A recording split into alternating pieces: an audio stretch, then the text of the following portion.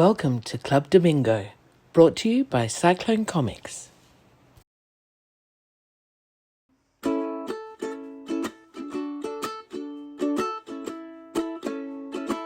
Here Good morning, he is. Gary. Good morning, Tin. How's it going? Is it Monday or Very Tuesday? good. It's Tuesday, isn't it? It is Tuesday. Tuesday in about 1973 here in Tasmania. How's it up there? It's Tuesday and less than 24 hours before I start lecturing again for the next trimester. Ah, the, Off the other again. job. The other job. That's right. Exactly. Well, the only one that gives me any money. So yeah. Anybody who's got any hints on how to get public liability insurance for lecturing and teaching, I'm all ears. I've already got my public liability insurance for tabling at conventions. I'm with Duck for Cover, and they're really great. A lot of people are with Duck for Cover. But are you sleeping? It's just boring. We're supposed to keep the kiddies entertained, not send them to sleep. Well, I've got that their public liability insurance does not cover animation, and I'm having a little bit of a discussion with them online at the moment that I'm not animating and I'm not teaching animation. I'm teaching drawing, hoping to get my cover extended because just I don't care. The stupid people I work for are it's a very strange thing where we're contracted, we're not employed, we don't get super or sick leave or anything like that. So Do you anytime I want me have to to cut take a this day out? off. Are you having a go? This is the most Yeah, I am alcohol having a go, but it's fine. People should know. No, people should know. In case they get offered a similar gig, it's just not right. It's the whole, I'm part of the Tertiary Educators Union because of it and everything. And but yeah, they don't employ. They only contract, so they don't have to pay for sick leave and et cetera, et cetera. Um, so we have to get. They're screwing the creator, Well, man. They're screwing the creator. that's right.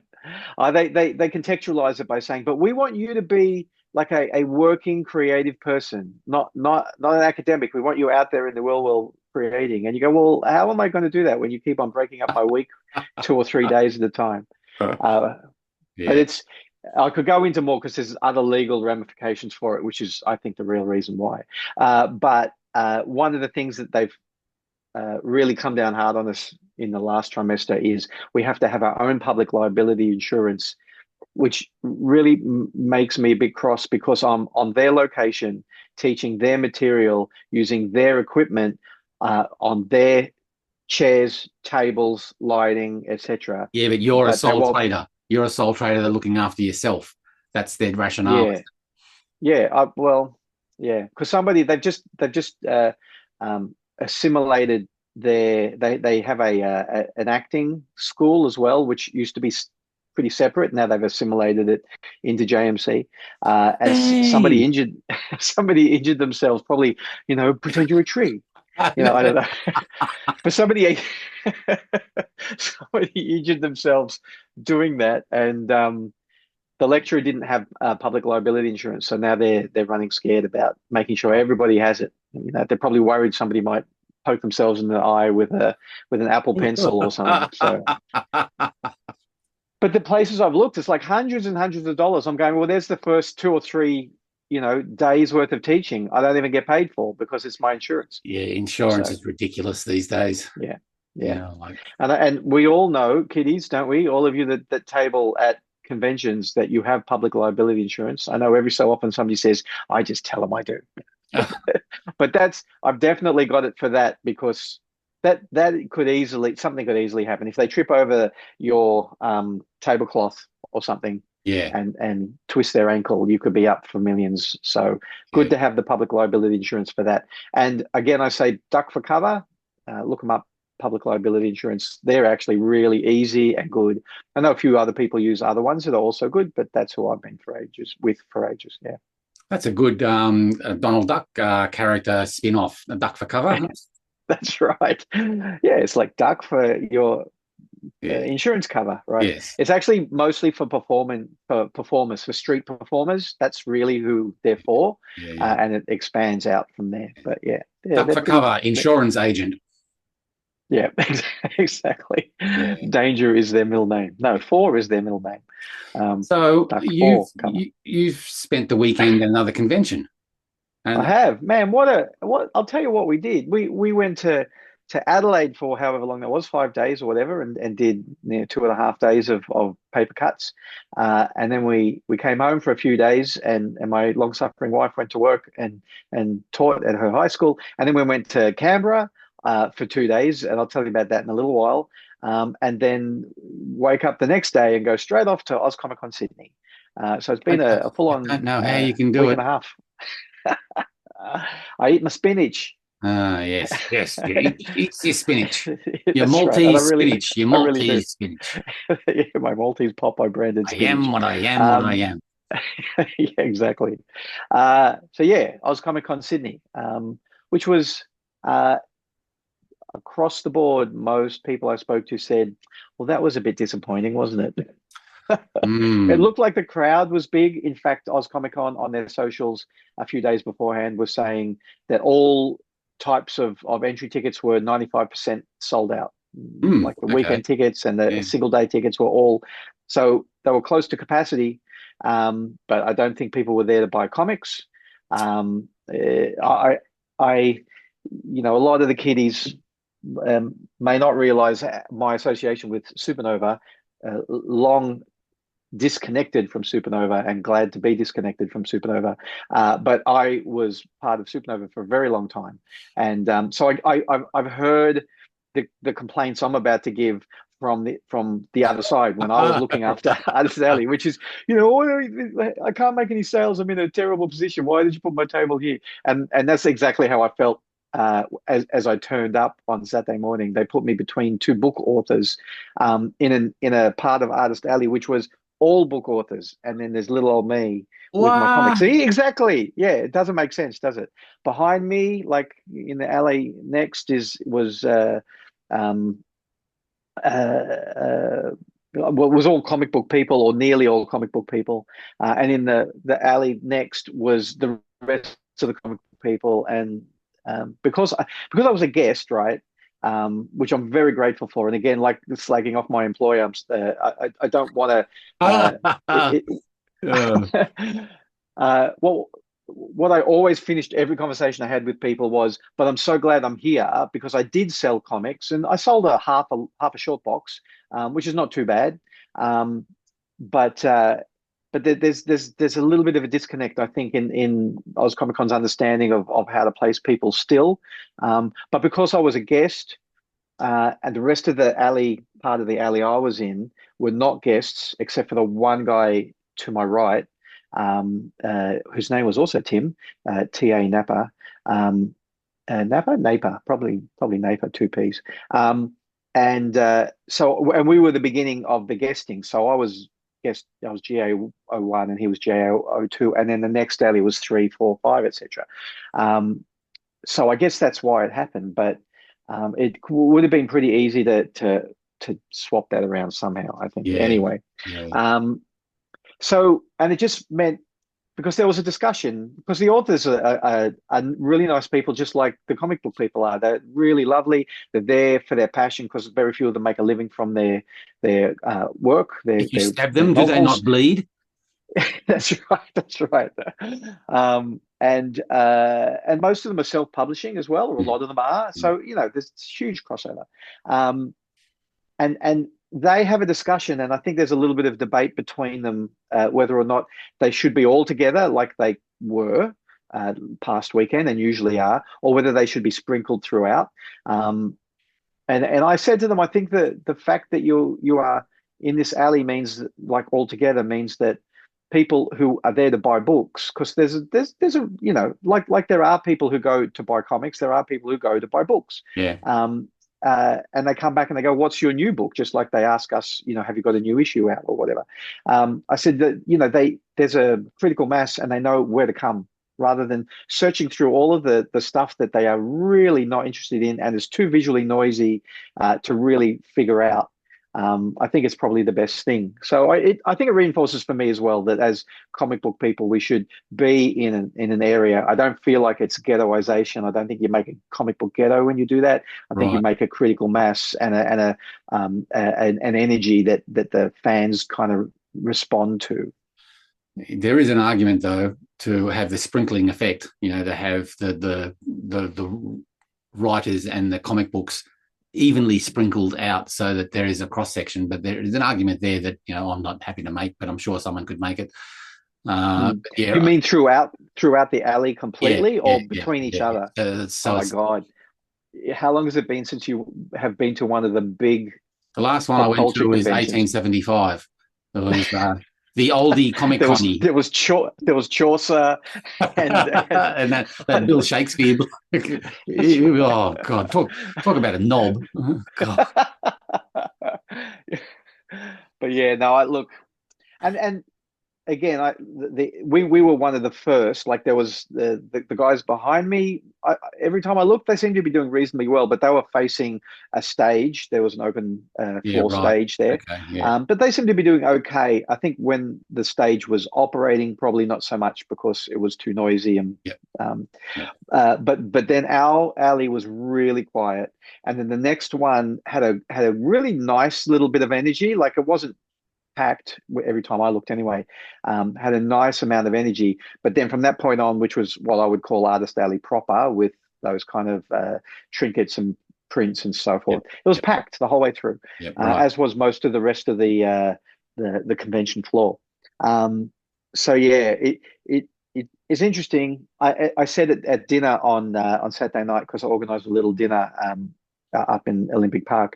I said there's definitely a PhD in that to track people and see how they operate as customers in Artist Alley, and to figure out, for once and for all, was it that you were in a bad position, or have you just got bad material, or are people just not interested, or it's all of those things, right? Yes. So yeah, we need to be, spraying people as they walk in with iridescent radioactive, to mark where they go, invisible ink, and track them. Kind of like when you drink iridium or whatever it is. One of my dim memories, one of the last ones that I went to, I was tabled just opposite the wrestling ring, so that that was just impossible. It really was. You might as well close up shop and go sit in a cubicle and play computer games for a while, like in the toilets. Exactly. Let us know when the wrestling's over with. Yeah.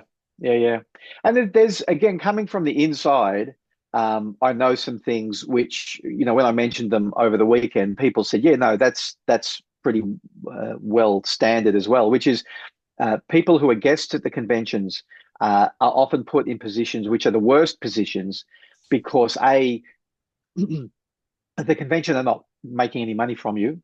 And B, if you're a guest, the assumption is people are going to come to see you. So you're drawing the crowd through to that otherwise dead spot, which doesn't always work. And then, especially if it's a very big comic artist from overseas or a movie star or something, and they're put in that section, that position, that physical position, they go, well, they're not showing me any respect. So very fine line. And it's like last year, no one shows me respect. Where's the respect? I'm still waiting. I'm still waiting for my respect. God damn it. One year I sat, it was probably 2 or 3 years ago at OzComicon Sydney. I was sitting next to Thomas Campy, who is internationally renowned, right? And an incredible artist. Amazing artist. And it might have been one of his first experiences at an Australian convention. And he was going, oh, what? This is what, like, this is not on. You're in a village now, Thomas. Yeah, exactly. He's used to those wonderful European ones. Yeah, European ones are like, if that's where he's come from. Yes. Yeah. So last year we did, Greener Pastures did extremely well. Probably my biggest selling convention, probably my biggest selling single day on the Saturday. And this year we did half that, which is a huge difference. And it's like, was it the position? Was it the crowd? Was it the cost of living crisis, which I don't believe exists anyway? But speaking to a couple of other people, I won't name names, but they're saying that's almost exactly the same as me. About half. No, I'm not even going to do that this time. About half what we did last year. Right. And the big thing, which I texted you on the day, the big hour by hour bang for buck, right? We made nearly as much over 16 hours at OzComicon, we made not as much as we did in 5 hours at Paper Cuts. So that's a big difference. Yeah, that's right? a big difference. Yeah. So And Paper Cuts is as a an hour by hour basis. Like now, I want to get into the spreadsheet and work out which show is the best on an hourly basis. Not that that really matters, but places like Paper Cuts are the best places to go as an indie comic creator, I reckon. Yeah, indeed. We were talking before we pressed record just this morning about how they both serve a purpose, but they're different animals. They're distinctly different animals. And the rise of the art festival, the comic art festival, is very healthy and good and serves that purpose. And the OzComicons of the world serve another section of the market. Was there? Can we before we go on? Speaking of supporting the festivals, I don't know how long Scamp has got left on their open call for tablers. I'm just having a look at the website now if you're wondering why my eyes are darting all over the place. So it doesn't look like it's got a closing date on it. So SCAMP stands for Sydney Comic Art Marketplace, and run by Cockatoo Comics and a small committee of volunteers, I guess mostly volunteers, including my son Samuel and Tim Burton. And so anyway, I won't go through all their names. So this is the Grassroots Arts Festival. I think, and I'm talking from myself, I don't know this for sure, but I think that they have their sights set on being the Sydney version of PCAF and Paper Cuts. Second year will be this year. So we have to support it if we want that to grow in that manner and to be as big as those. I know already they're looking at trying to get international creators as well as interstate creators and grants, etc. So it's that same mindset. So I've been checking my email and there's nothing yet to me. So. Okay, all right. There's no outreach. Maybe next year, Gary. Yeah. Although I have been dealing with Samuel over the last couple of days, but still nothing. Still nothing. Okay. Well, people it's like when I was like fully ingrained in Supernova, people would be coming to me saying, "Can't you? How do I give me?" And for I don't know how many years after I totally cut ties, people were still kind of going, "Can I have a ticket to Super?" So I got nothing to do with Scam other than I want a great festival in my hometown. So go to cockatoocomics.com/scamp or just look up Scamp Comics Festival on the internet. You'll probably find it there as well. We'll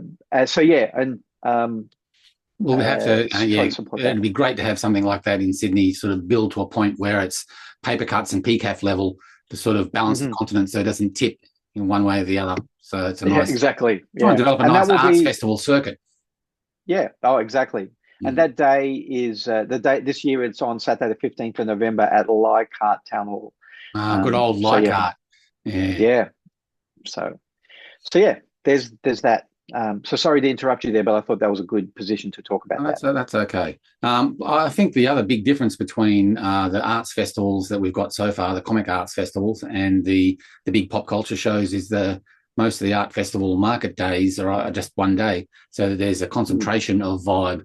It gives me the irrits, the pop culture 2-day thing where the Sunday is such a, do I have to be here? All the hard work's been done on the Saturday. Why do I have to come back and just exist behind my table and the day drags? And it's up to the organisers of those conventions to make that second day more valuable to everyone who rolls up, both the tablers and the guests who are paying top dollar for their tickets. That second day is a hard thing to rationalise, but it needs to be improved because it hasn't changed. The second day drag is always there. So for the mainstream of comic convention goers, the easy way to do that is to have the headline movie star or television star only do a talk on the second day, right? Do photos and signatures on both days, but if you want to see them on stage, you only can see that on the Sunday. That's a really easy thing to do, and you can spread, the headliner and the second headliner, co-headliner like that.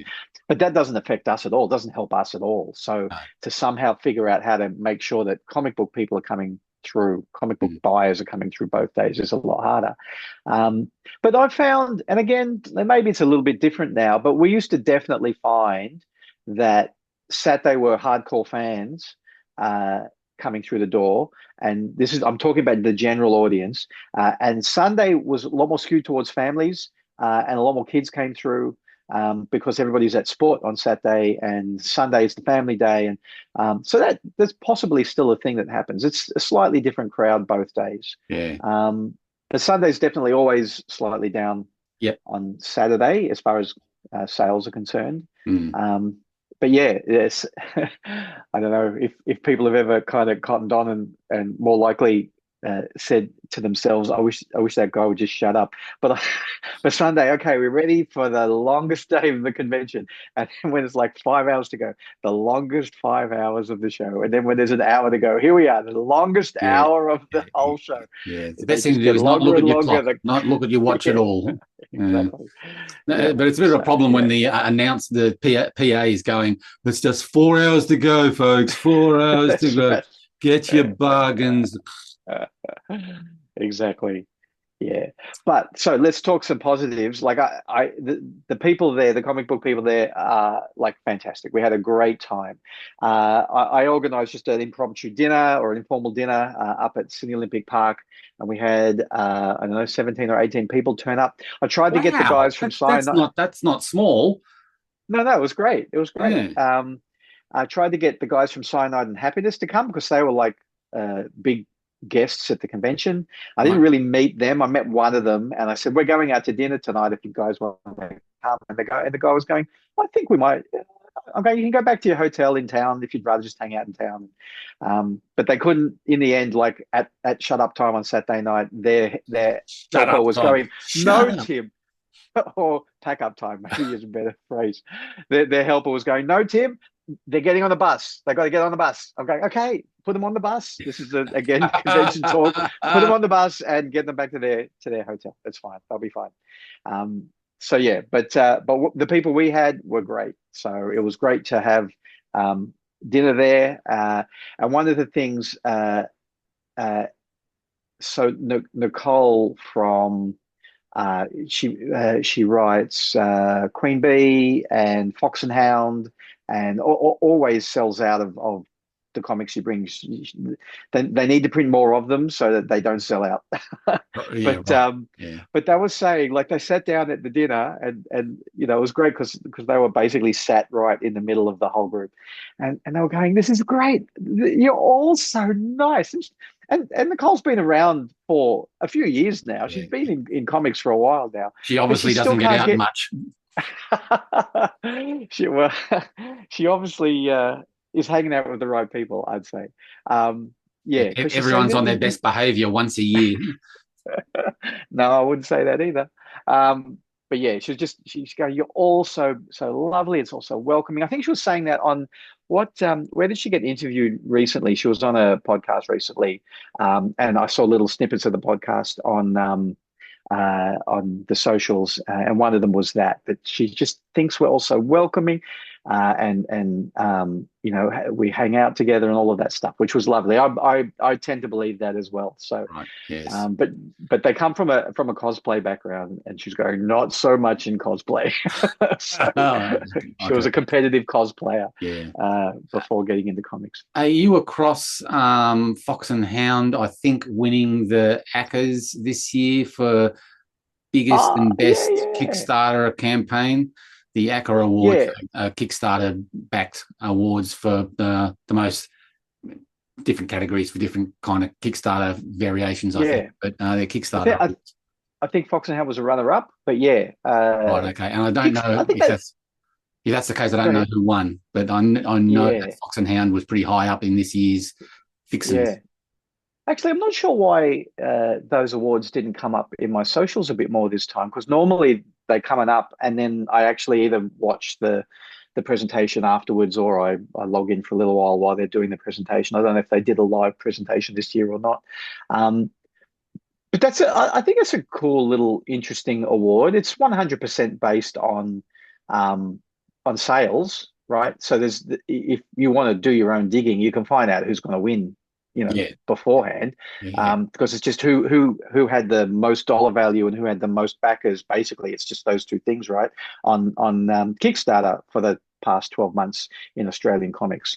But I think there's something to that to kind of, especially if you're kickstarting or want a little bit more help with it, you can kind of look at their campaigns and try to figure out what they did that might have made them as successful as they were. Yeah.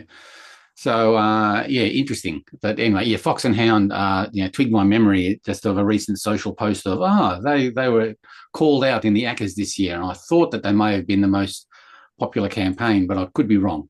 But anyway, research, homework, and responsibility for truthfulness, not this show's purview. We're always our remit is everything that doesn't include research, truth-telling, homework.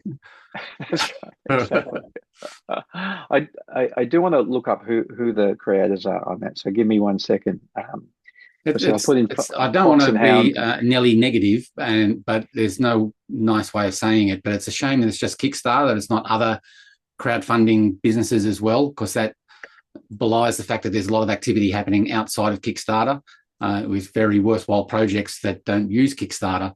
But it's a Kickstarter thing, so so be it. I can see the light behind Kickstarters. Yeah. But it's also like I would say, looking from the outside, it's got something to do with Kickstarter being promoted as well, right? There's a promotional thing there as well. I'm trying to get at.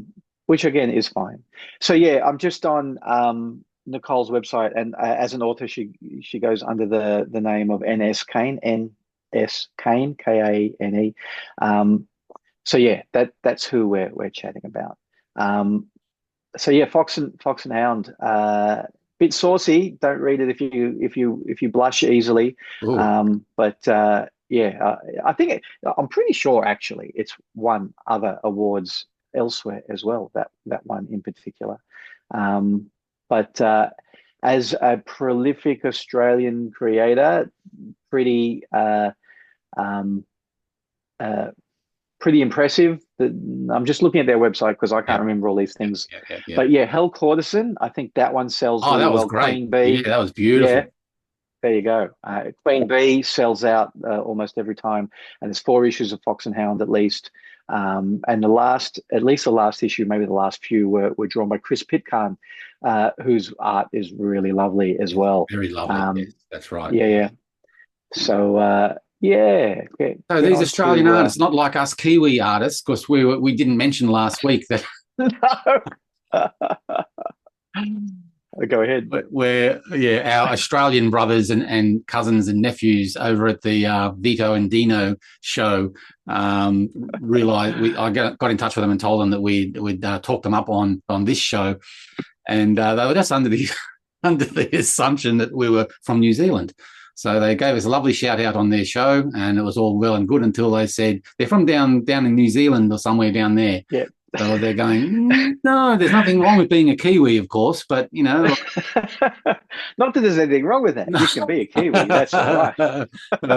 But you try and do good work, you try and outreach, you try and move out of your comfort space, and what happens? You get called something that you're not. Yeah. So and they were being so like jovial and friendly. No, I'm off them now. Kiwis. They're Kiwis. I'm going. I lovely that they even using the colloquial,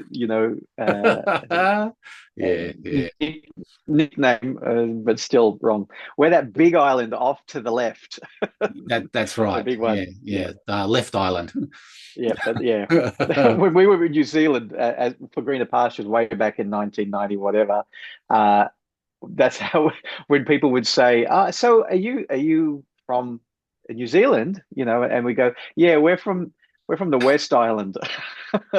West Island. I finally get the accent happening. I actually throw people a little bit when I say when someone asks down here, "Where are you from?" I said, "I'm from North Island," and it throws all the Tasmanians. Huh? There's actually school kids that go, after school holidays. Where did you go on your school holidays? You ask them, and they go, "Oh, we went to Australia." Wow, they really.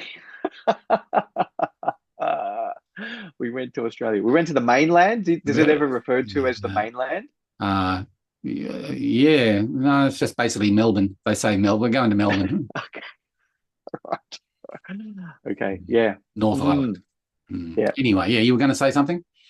Well, the other thing that we mentioned briefly before we hit record was I got a few texts from people or messages from people, which is lovely, saying how did it go, like at Paper Cuts and Right. OzComicon, and just asking that question. And I had a little discussion with somebody who's been around Australian comics for a long time, with a long pedigree of a very recognizable piece of work, and the discussion kind of morphed from just talking generally or specifically about Paper Cuts more to the whole idea of being an indie creator and what that means in comics. And he feels very much the same as me in that we're not indie and arty enough for that kind of side of things, but we're definitely not mainstream enough to have the people who would rather read Spider-Man or X-Men. And I felt that my entire comic career with Greener Pastures, that we're not indie enough and weird enough, but we're definitely not mainstream enough. And I think there is, I didn't say to you earlier, but I think there's also a different maybe layer to that now, in that there's a style at the moment that younger creators are using, especially those that come out of an art school or more likely an animation school, and are working primarily digitally as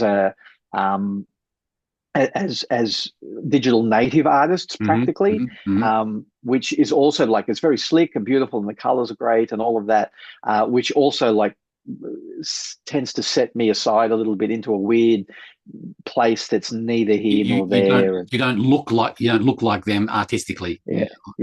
But I also don't look like the other people artistically either. Which, just this weekend alone, we sold a couple of complete sets on the uniqueness, and I don't know that my art is that unique, but on the impression that my art is reasonably unique. People going, oh, this is really interesting, like to look at. I mean, the story sounds interesting, but the art is really interesting to look at. So yeah, how much did you say all this was? How much for the whole set? And we sold a couple of sets in that way as well. Yeah, right. So again, it's like me complaining about where my free table was. I'm not actually complaining. We're always looking at how we can improve our position.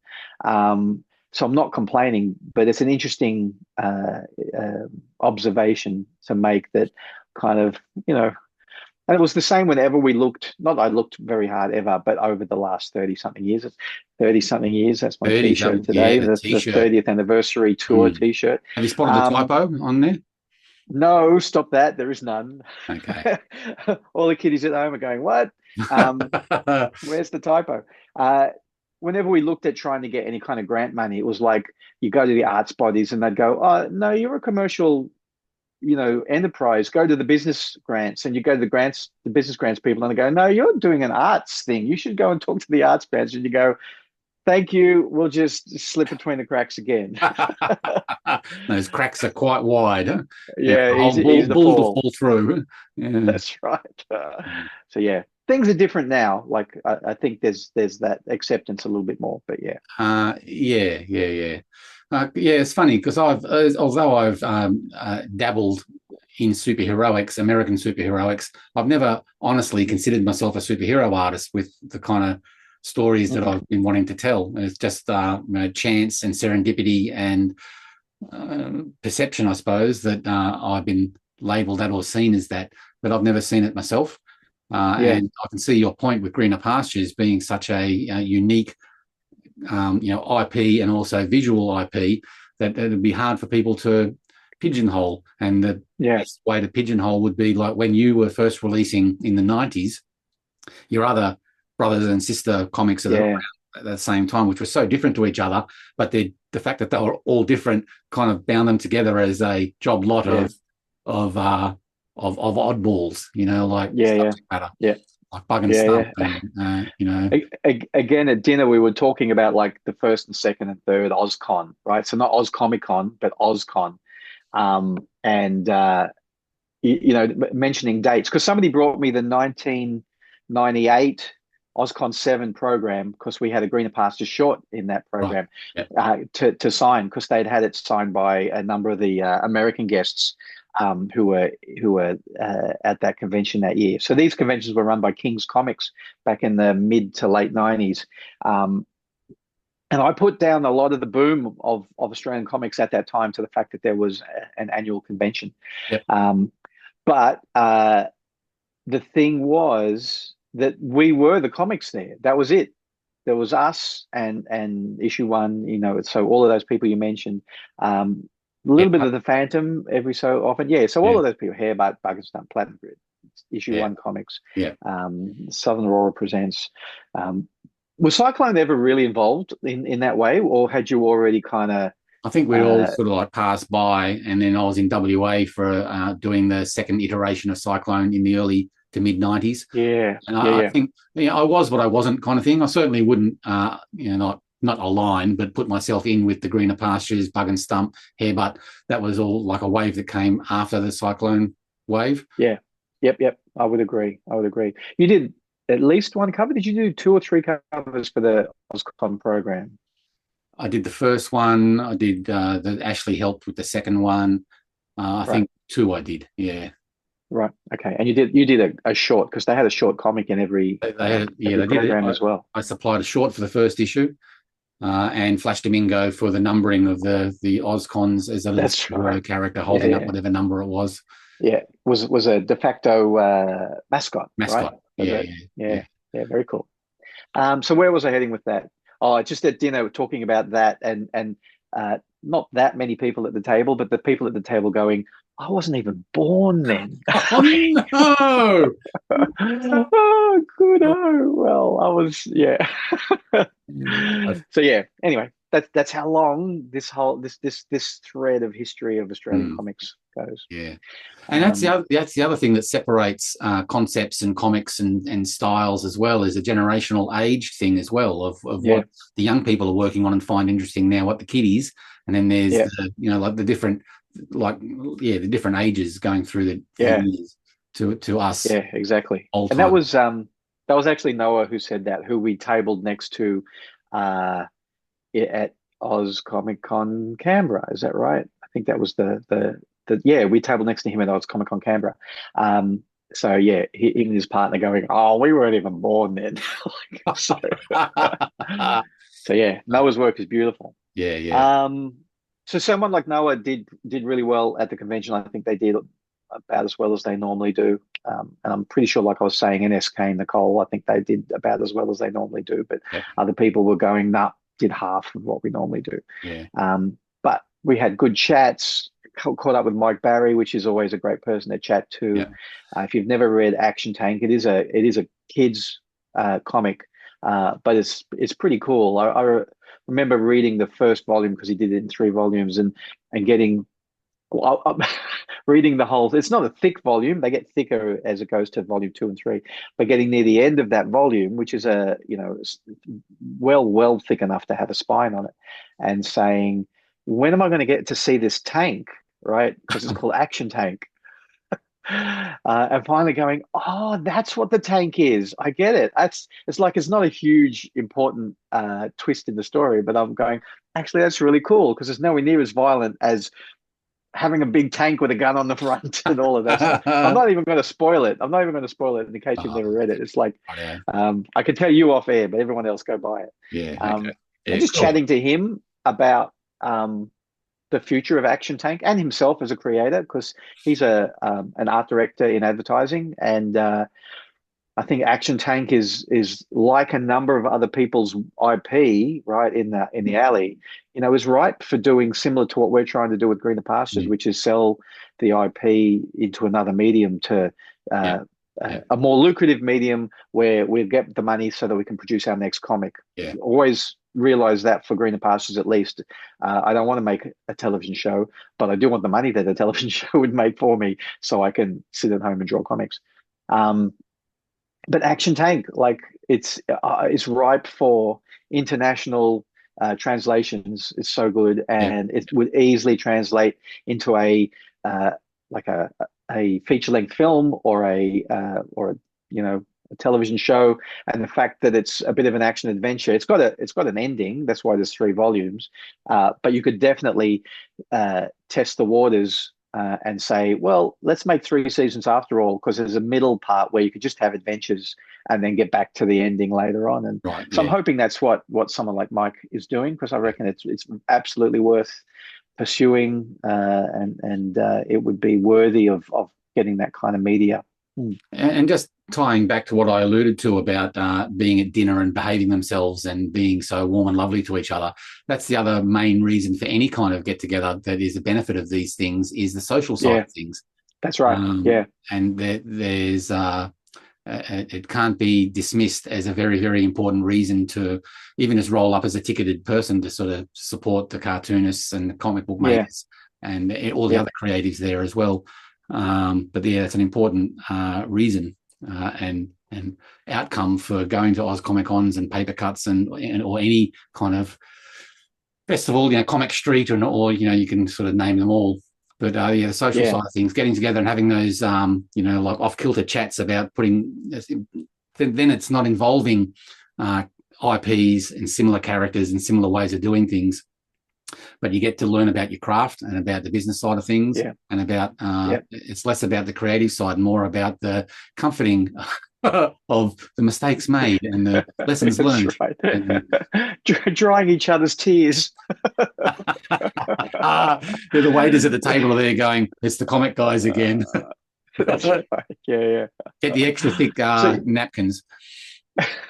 We ate at Piccolo Roma in Olympic Park. Chinese? Shout out to them. No, Piccolo Roma. So small Rome. It's Italian. Oh, right. Okay. Well, you were joking. Okay. I don't get out much.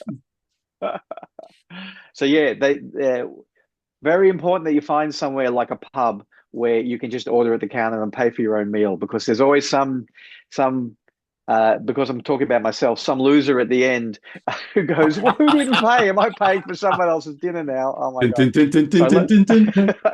I learned that pretty early on. I just got to put some money in the car park, in the parking meter. Catch you later, losers. That's right. Hey, I did my first ever runner during paper cuts. I didn't tell you about this, and I keep on forgetting to tell people. Anne-Marie and I did a runner at a restaurant late. We were having dinner, having trouble finding somewhere to eat, and Anne-Marie had a real hankering for Chinese, and we kind of knew where an area was for some Asian food, not necessarily Chinese, just some Asian food.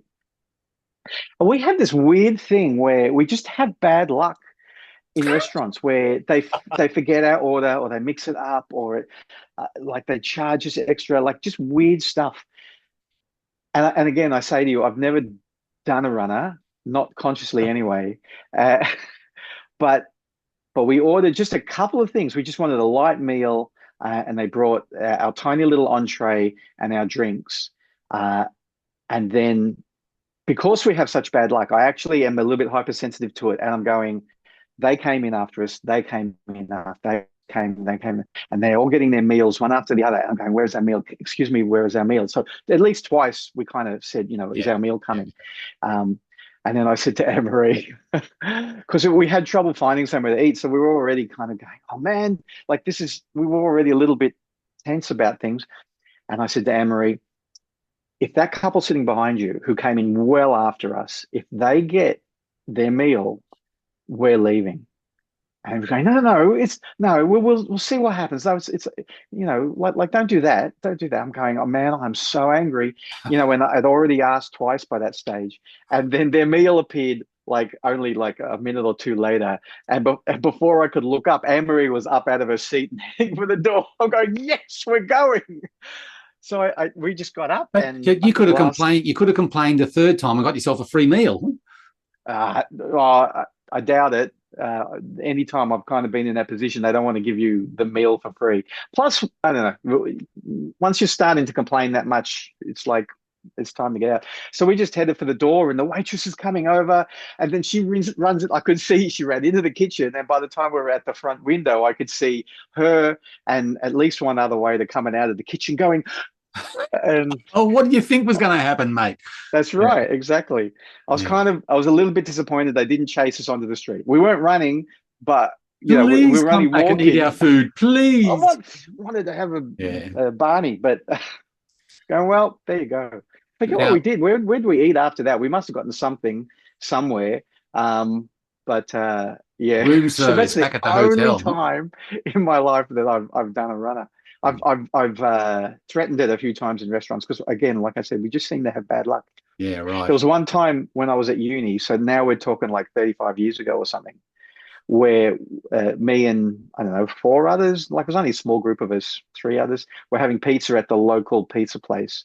It was beautiful pizza, and we're having fun and it's laughs, and they said, "Okay, let's go." I'm going, "Okay," and I'm standing up with them and just following them out. I'm going, and they're saying, "Yeah, we'll do a runner." You want to know how naive I am? We are like heading out the door as I pull, I'm the last one out the door, and I'm pulling on the second last person, going, "What's a runner?" Like I'm actually asking the question, "What's a runner?" And they go, "Well, that's when you leave without paying." I'm going, "Hang on, what?" And we only got like one or two shop fronts up before the owner came out and said, "Hey, you forgot to pay," and we went back and paid. No, we didn't forget. Yeah. It's a runner. Yeah. Hey, I just thought of something we didn't mention about not OzComicon in particular, but just the costs that you have to cover when you go to these things on the weekend. Parking. Yeah. Tell us your So I parking mentioned that story, because that's amazing. It's gobsmacking. Yeah, so where we parked, I don't know if there's cheaper parking at Sydney Olympic Park, but where we parked, it was a $35 all day rate.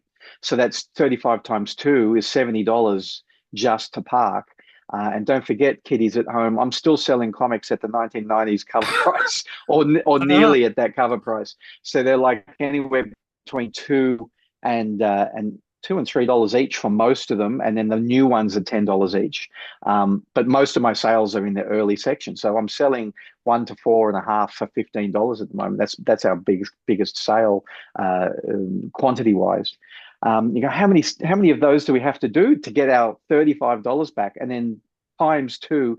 Plus, we had an issue where Emery had to come home, so she had to leave and pay another $35. So it was $105 for parking for the weekend. Like, oh my God! Even if I was selling $10 comics, that's over 10 comics I have to sell just to cover parking. And that's just me. There are people. This is one of the conversations I had with, again, one of the other comic people there, where they actually paid for their booth or their table and were not in a great position.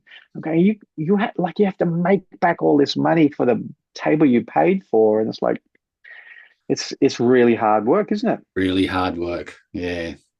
But parking in Sydney, ouch. Not that it's any cheaper anywhere else in the country, but just Sydney in particular, expensive parking. Man, oh man. So there was a football final on the Thursday, and an international basketball like double header, where I think it was like the Sydney Kings versus like a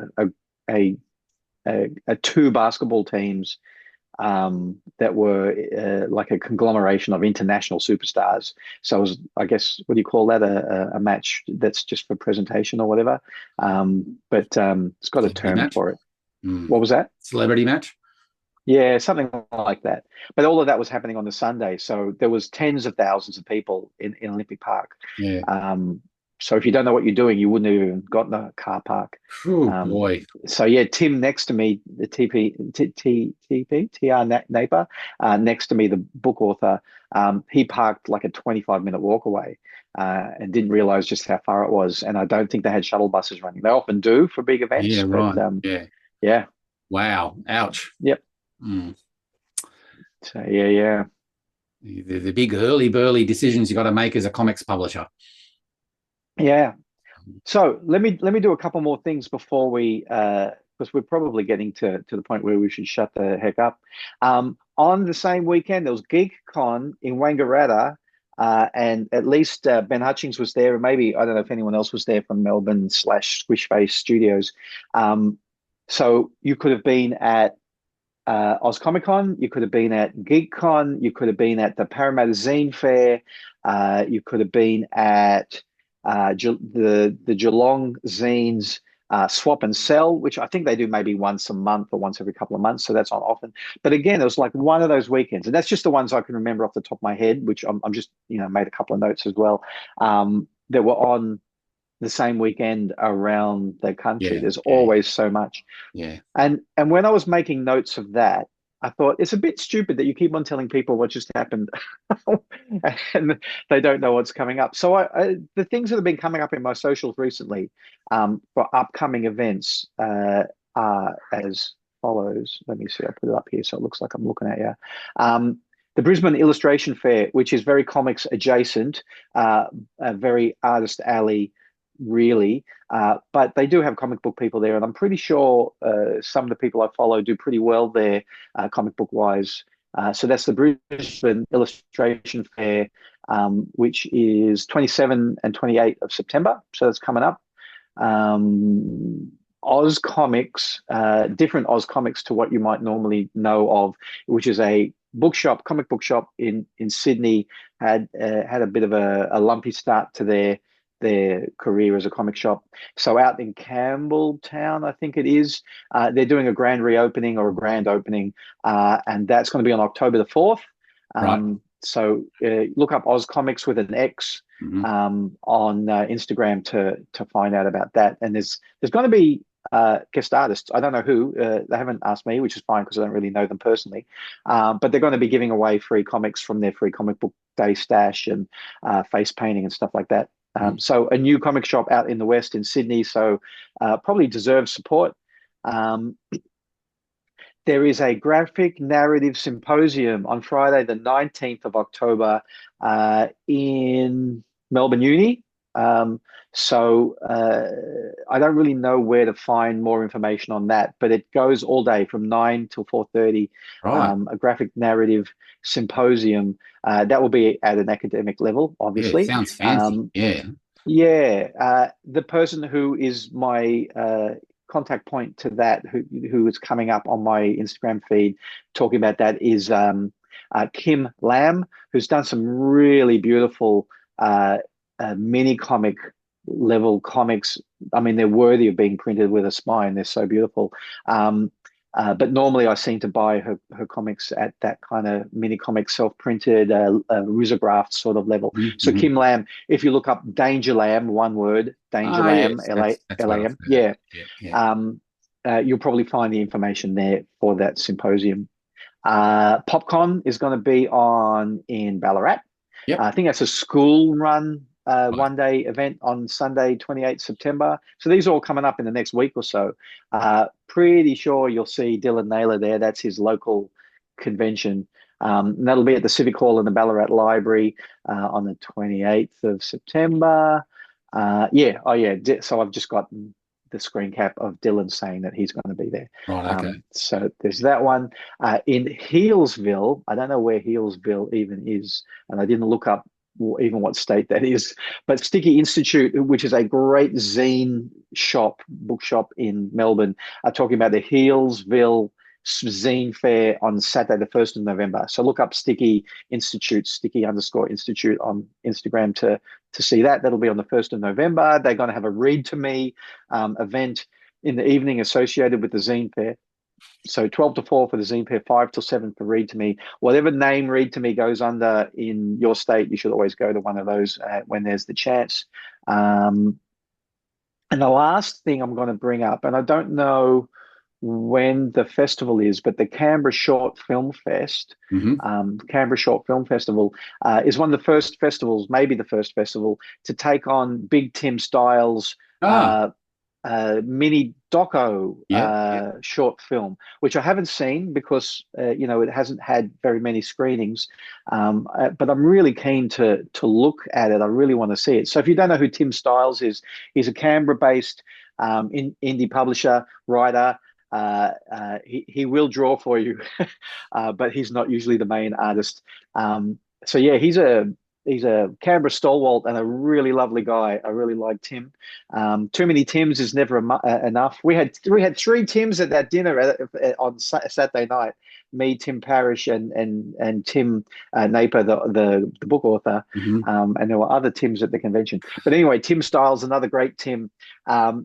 I don't know. I don't know how it all came together, whether or not he was the inciting person behind it or what. But there is a mini doco. It's called 8 minutes, so I'm assuming it goes for 8 minutes about him, and about who he is and his struggles with mental health Mhm. and with physical health and with making a comic and all of that. This is my assumptions again because I haven't seen it yet. But the few stills I've seen, it looks really nice. Looks like a very nicely put together piece of Yeah, work. cool. And Okay. I'm so glad that he's finally got somewhere to screen it. Yeah. So yeah, if you're in Canberra, look up the Canberra Short Film Fest and see when the screening for that is. Can I keep yammering for another moment, Yeah, I'll give you a Gary? little of a break by saying that there is a small press zine fair in Hobart coming up in early October as well. Ah, yeah, yeah, yeah, Josh Santo Spirito, I think, is behind. He's organised the last, X amount of them over the last decade or so. So yeah, there is yeah. something happening down here in Tassie as well in early October. So just tap in Hobart Zine Fair or Hobart Small Press Expo, and you'll get all the details of that. But worth supporting as well. I've always been meaning to go, but I haven't. But support. What's the name of the zine fair, Gary? Hobart Zine Fair, Hobart Small Is it? Press Expo. It's not. Oh, it is only called Small Press Zine Fair. It's not the one that had the really crazy name that Joshua Santo Spirito No, ran for a while. Yeah, His Majesty's Amazing Zine Fair or something. Yeah, yeah, greatest bestest in the world zine I fair. think that's the They had same a event that's morphed into yeah, what this is currently. yeah, yeah, So yeah, what's it yeah. called? That would be great. Small Press Zine Fair. Yeah. And when is it on? Let me see. 4th of October, Right. Saturday 4th Okay. of Yeah. October. And it's actually the 13th annual. So I don't think it is what Joshua used to put on. I'd say that they kind of, I don't know. But Joshua is running this one, I believe. Is that right? I think I think so. so. Yes. Yeah. Involved in some way, anyway. Yeah. Yeah. Yeah. So yeah, get to that one in the Hobart Town Hall. Yeah. Um, And yeah, he's all cool. All right. about a huge campaign, ongoing campaign of getting comics into literary venues and magazines and arts magazines, and just pushing that into the comics language into that environment and that forum, and which is Yeah, getting quite successful at, being quite yeah, yeah. successful. Yeah. Yeah, what was his involvement with Island magazine, which is a He periodical, which was. is kind of arts based? Yeah, he was invited to coordinate a year's worth of comics content for Yeah, them. yeah, I assume initially it was him knocking on the door, going, "Hey, publish me." And when the door was opened a little bit, he got along well enough with the people at Persons That Be to put his case forward for more arts comics in their magazine. And they said, yeah, "Well, Josh, you go and do it, and we'll look at what you do." yeah. Fantastic. Mm. Yeah, it's we as creators need to try to find those cracks that are slightly open for us to kind of wedge ourselves into. Again, when I was uh, totally ingrained in Supernova, that was one of the things I tried to do for the last, I don't know how many years, 2 or 3 years, maybe longer, I don't know. But the convention book that was Mm. associated with the convention at that time, I don't know if they still do one. I was getting one of the guest artists to write and draw a short comic, 6 or 8 pages for that, but something specific, not a reprint of something that Yeah. you would not read anywhere else. And I was getting it sponsored sometimes by Jeffrey's Printing, but I think CDW did one. Who else did one? Kinokuniya Books did one, sponsored it, so that the artist was getting paid a pretty good rate to Yep. do the pages as well. Yeah. So the money was not being siphoned through Supernova where they were taking a chunk. I was getting the artist to invoice directly to the sponsor, and Right. so yeah, everybody was kind of winning from that. Yeah. Yeah. So Good. yeah, Yeah. Yeah. Good stuff. Should be more of it. yeah. Mm. Okay, Okay. and the Okay. last thing Back I'm to going to you. do Yes. is I said earlier today that we went to Canberra for 2 days, and we went to Canberra because my daughter Annabelle had an opening of a solo exhibition called Virtual Gaze, and that's on Nice. until what's that, the 18th of October. Yep. Um, so it's not even comics adjacent, other It's just than art. she's my daughter. Yeah. Yeah. So, It's but you it was adjacent. Yeah, that's right. But it was a great opening with some pretty important people there being impressed by her work, which is not a surprise to me. Yes. Really great solo thing. Um, it's not, I don't think it's her first ever, maybe it is her first ever invited solo exhibition, with a small commission coming from it as well. So a big deal that they've said, here's the room, what are you going to put in it? Wow. And Yeah. yeah. So Annabelle's work is at the moment is and has been for a little while very kind of trying to investigate the reason why it's called virtual gaze is investigating the whole thing of I guess you call it passive surveillance, both via, the Uh, powers that be as well as yeah. social media, Yeah. but social media is an important part of that. So Yeah. she's been working through different iterations of ideas of that whole thing for a while, and this is quite a culmination of that. And her arts practice is um, printmaking. So when she decided to major in printmaking at the National Art School and she did her master's in printmaking, I'm thinking, oh, that's lovely. We're going to get some nice kind of lino cuts of Australian flora and fauna, and Yeah. Yeah. and Yeah. she's coming back with this really wild stuff. So printmaking is much broader than somebody doing an etching or a lino cut. So it includes printing in any form, including commercial printing and large format printing from a commercial enterprise where you can't do printing on a sheet metal that's 2 by 2 meters, which is something that she does every so often. So you have to get someone else to do the printing. So it's not all just with a Yeah. squeegee on Yeah. Yeah. a screen print. So where So is that this on kind her? of I'll get to it, yeah. But so this is like an extension of that. The fact that she's got a 3D printer, when she started doing 3D printing, I'm saying, like, are you decided not to be a printmaker anymore? Like you're moving towards sculpting instead? And she said, He went, no, Dad. she goes, so what am I using? I'm saying it's a 3D printer. She said, what's the last name? What last word? I said, printing. She said, printmaking is printmaking, however Yeah. device you're Yeah. using. So there's some of that in this as well, but a really interesting method of using her 3D printer, not on the walls as 3D printed, but it's a iteration from 3D printing and yeah. So it's I don't want to really talk too much about what is on the walls. I'd rather people went and had a look. So that's at Photo Access, which is a photographic arts section in the Right. Manuka Arts Center. So if Mhm. you're, or Manuka, I think is the proper way to pronounce it. Manuka. Yeah, not Manuka. Yeah, Manuka. No, it's not. If you go to Canberra, they set you right. It's Well, if Manuka. you go to Canberra, exactly right. Yeah. So Talk to Mel Briggs about pronunciation. male brides from Impact Comics. So yeah, photo access. If you look up photo access, it's usually one word. Or Pahoto. Pahoto X. Pahodo. But the other thing is she's also got a group show in Canberra at the same time at the Megalo Print Studio, Ah. and that's on until the 4th of October. So Hmm. yeah, she's killing it at the moment. And while we were there, we had brunch in the National Library, and they had an exhibition called 1975, which is about the 70s, not just 1975. But while we were there, one of the pieces on the wall was the cover of a what's it called? I don't have a copy of it here. On Oz magazine. I took a photo of it for you. No, the pig, the Oh, surfing Captain pig. Good Vibes. Good vibes. Yeah. Yeah. So, a major important part of 70s culture in Australia, Oh, Captain Good yes. Vibes. Yep, yep, yep. Um, and in the National Gallery of Australia, we went to the music posters exhibition. So that's like gig posters and some Moscosco and, who was the other underground comics name that was there? Um, so anyway, some beautiful work there, and all of that is printmaking. It's mostly Yeah, lithography, yeah. multicolored Amazing. lithography.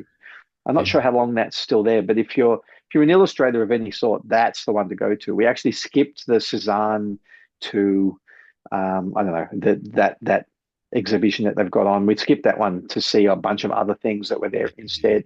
Yeah. Um, So yeah, Cool. one last thing that's coming up I want to talk about, and that is this. Those of you that have ever bought Greener Pastures Extravaganza, which is 3 short stories. I'll tell you the story about it some other time, but our cynical exercise in does sex sell? Right? Have you noticed a typo on that front cover? Jewish, there is none. Okay. But one of the stories is Boob-Eyes guy. Is like a team up with Boob-Eyes guy, which people go, oh, I've got to buy that because I want to know what the hell is Boob-Eyes guy. So Boob-Eyes guy was the creation of Matthew Chapman, and Matt is a great illustrator. Did a few comics, like again at that time. One of the smart guys who went, you know what? There's no money in comics. I'm getting out of this now, and I'll just be a high-paid illustrator. So Matt Chapman actually has been doing illustrations for the trading card game for Disney called Lorcana, Lorcana, Lorcana. And he's doing a signing in High Point. Is that in Melbourne? Yeah, Frankston, at the General Games at Frankston. Wow. At High Point on October 4. So if you live in Melbourne, especially if you live in Frankston, take him a copy of Extravaganza and get him to sign it. I would love to see a photo of Matt with a copy of that issue of Greener Pastures signing it. I ran into Matt years and years ago at a Pixar masterclass in Melbourne that I went down to, and we sat next to each other for the day. Lovely fellow, and such a talented artist. But yeah, bring a copy of Extravaganza. Probably available at your local comic book shop in the dollar bin or the 50-cent bin or the 20-cent bin. Where does the Extravaganza fit in the numbering of the series? That's Extravaganza #1. That was a special that we did try to see if we could make some extra money. There's 3 shorts in it. I did one. Michael wrote that one, and I drew that one. And then in the middle is, let me try to pronounce it correctly, is Kazuhiro Matsumura. So some manga by a real live manga artist. Yeah, nice. And we had that bit printed on shiny paper because it was crazy, the detail in it. And then in the end is the story. I saw it with my own boob eyes. So, yeah, there you go. I'm going to hit up Matt to do another short for us one day. I want to do the return of Boob-Eyes guy. where his eyes are down on his bit lower now. Up here. No, that's where I am looking. Look up here. That's where I am looking. Oh, you mean as the years go by? Yes. Yeah. All right. Now I've talked far too long. Is that another too long episode? You said last week. Yeah, probably. I've got heaps to talk about now. It's my turn, but we've run out of time. So say goodbye to the kiddies, and I'll press stop. So, yeah, thanks for that, Tim. And I hope you realise that all the smarts and talent runs down the mother's side of the family. That's right. Absolutely. My mother was saying that. No, that wouldn't work. Anyway. Goodbye. Bye-bye.